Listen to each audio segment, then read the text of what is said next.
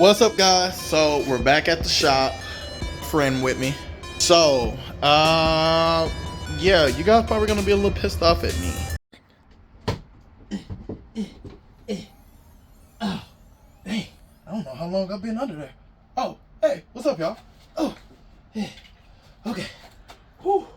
Well, I don't know if y'all noticed, but something's missing. And it's right there.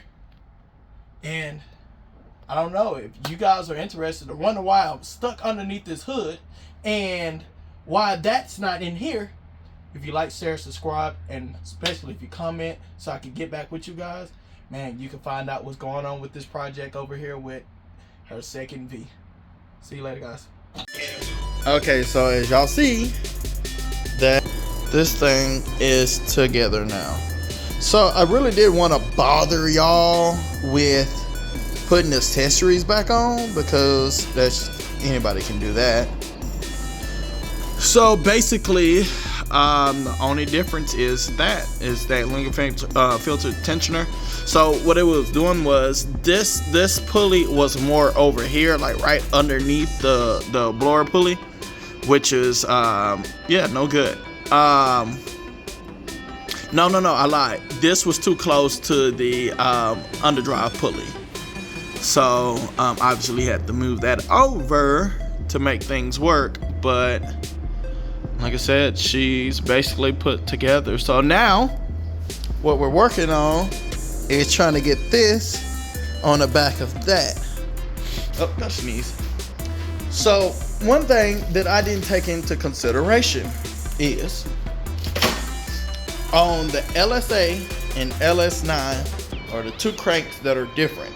So you got 2, 4, 6, 8 bolts, right?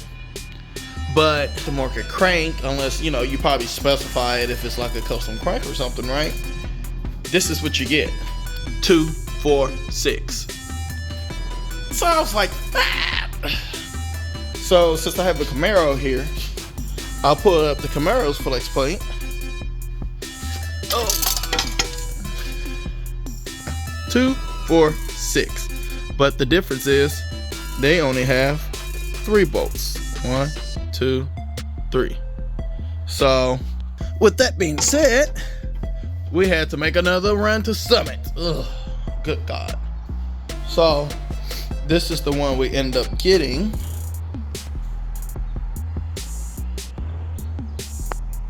Let me open it up since I already opened it up. It looks weird as hell to me, but it bolts up to multiple different things.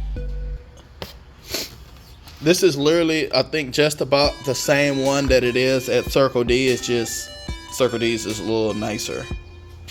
And there go the part number. So let's get this thing on.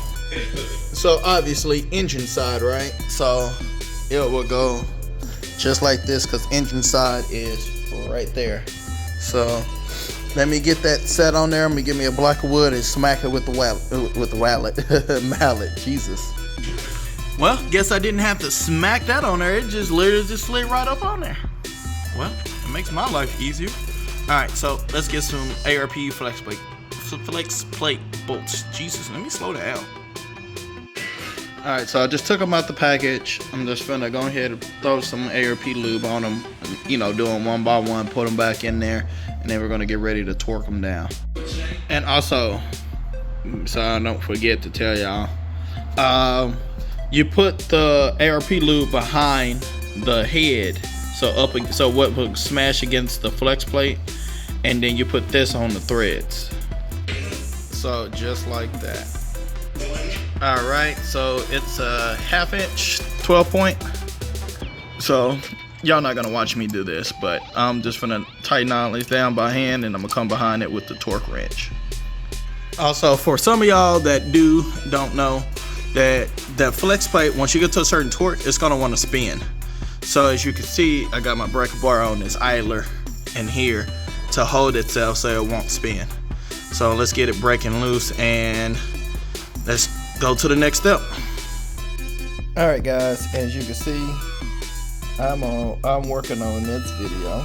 Jesus, I just dropped the phone. Okay, so I'm laying in bed, and I noticed that I didn't do an outro. But the reason I didn't do an outro is because I was getting ahead of myself. So at this point in the video, I got the flex plate torqued down, and you see the transmission is by the engine. So I went to Justin's shop, picked up the transmission, and was like, okay, let's get this transmission hooked up. So all we gotta do is have the engine, transmission, and drop it into the body of the car, right? Cool. So I put it on the rolling pallet, and I put a pallet or something underneath it, and then I tried to connect them. But what I tried to do was I tried to put the bolts in the holes of the back of the engine, and instead of me getting all of them in there where it's like perfect, where I could kind of like angle it and make it like fit perfectly, I used the electric ratchet, and I cracked the top. So do me a favor, in the comments, you remember on that ATI balancer video, just tell me I'm an idiot. I knew better than this. I knew it. But like I said, I was there by myself. I was getting ahead of myself, and yeah, I'm an idiot. So make sure y'all like, share, subscribe. Make sure y'all comment that I'm an idiot. Just say any and everything in the comments. I don't even care, because I know I deserve what was coming for me. But in the next video, we're gonna get this thing fixed. So holla at y'all.